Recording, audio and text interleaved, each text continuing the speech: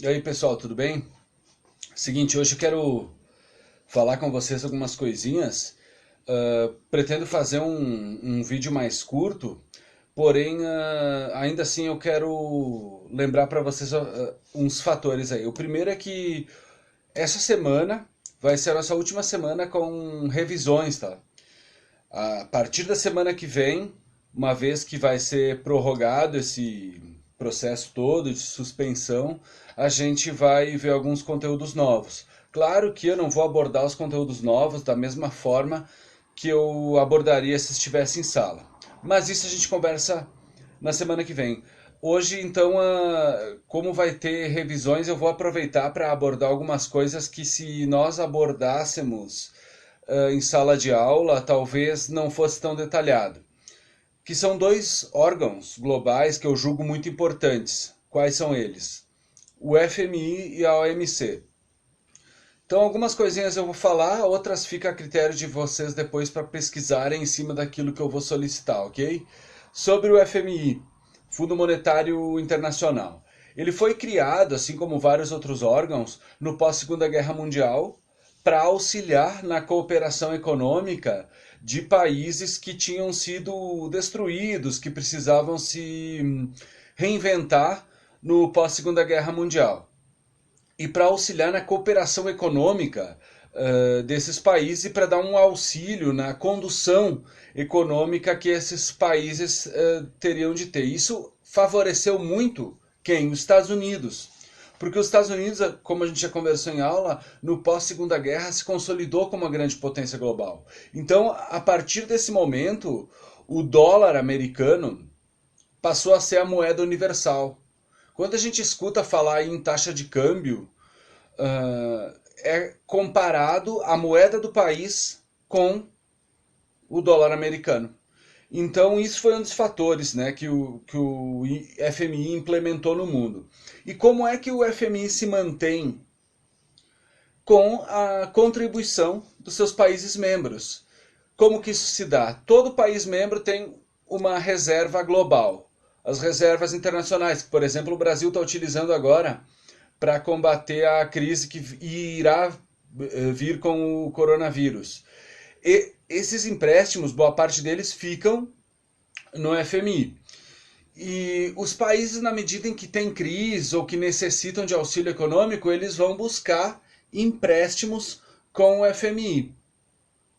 Quanto maior é a participação do país no FMI, maior é o poder decisório que ele tem. Então, os Estados Unidos, por exemplo, têm 17% dos investimentos no FMI. A influência que ele tem, o poder de voto, é justamente equivalente a esse percentual dentro do órgão. Ou seja, 17% do poder de voto do FMI vem desse país, dos Estados Unidos. Tá? E assim vai em ordem decrescente. Tá? O resto vocês vão pesquisar. OMC, Organização Mundial de Comércio. Quando foi fundada se chamava GATT, é mais um daqueles organismos criados no pós-Segunda Guerra Mundial. E quais são os países que fazem parte da OMC? São hoje em dia quase 188 países e são países que obrigatoriamente tenham que aceitar as regras globais do mundo capitalista. Quais? Taxa de importação, exportação, taxa aduaneira, alfandegária, etc, etc. Qual é o objetivo da OMC? Ampliar as trocas comerciais no mundo e, dentro disso, da forma mais liberal possível. Quanto maior for a liberalização comercial, quanto menos burocracias houver entre os países, melhor, segundo a ótica da OMC. A OMC ela julga situações, além disso, ela julga situações, problemas entre os seus membros, quando um país está reclamando que um outro país está sobretaxando a importação, exportação, taxas ambientais e barreiras ambientais, leis sanitárias, tudo isso um país pode denunciar o outro, como um membro, uma pessoa de um país pode denunciar o seu próprio país na OMC e vai caber ao OMC julgar se isso é uma denúncia justa ou não. E por fim, a OMC busca, em tese, o tratamento igualitário entre os países, tentar não beneficiar mais um país que tem um poderio econômico maior ou menor, tá? Não preciso nem dizer que tanto o FMI como a OMC são organismos muito criticados, sobretudo pela esquerda. E vai caber a vocês analisarem se essas dicas, ou melhor, se essas críticas são justas ou não, ok? Bom, dito isso, eu quero rapidinho dizer como eu quero que vocês trabalhem em cima desses fatores aí.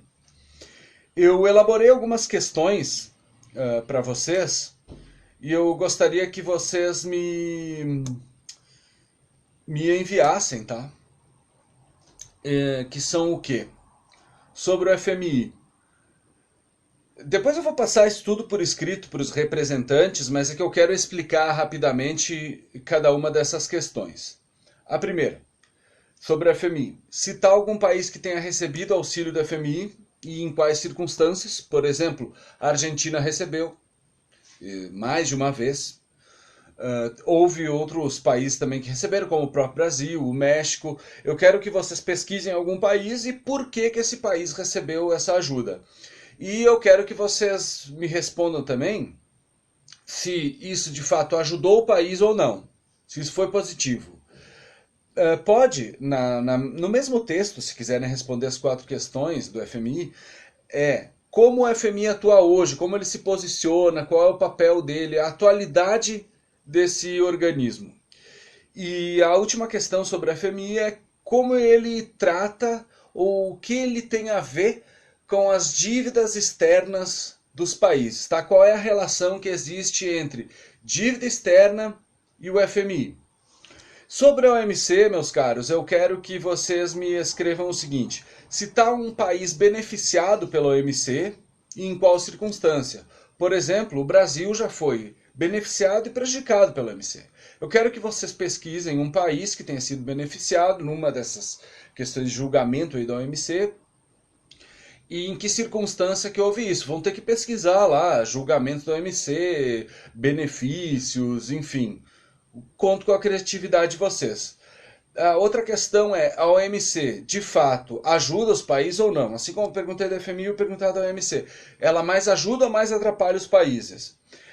E como é que a OMC se posiciona politicamente hoje? Qual é o papel dela? Como ela está atualmente? Nessa questão aqui eu quero que vocês falem da atualidade do OMC. E por fim, é uma questão de foro bem pessoal, a última questão. Se vocês entendem que é necessário que exista a OMC, ou se os países podem negociar automaticamente, sem o apoio, sem o auxílio, se eles podem, de forma alternada, se bancarem, negociarem entre si, ok? Bom, espero ter ajudado, vou mandar as perguntas. Se alguém tiver dúvidas, como eu disse, pode ou mandar para os representantes, ou naquele e-mail, geoquarentena@gmail.com, que eu criei. Vocês podem enviar dúvidas por ali. Se eu não responder na hora, eu respondo um tempo depois, ok? Saudades, a gente se vê. Até mais, tchau.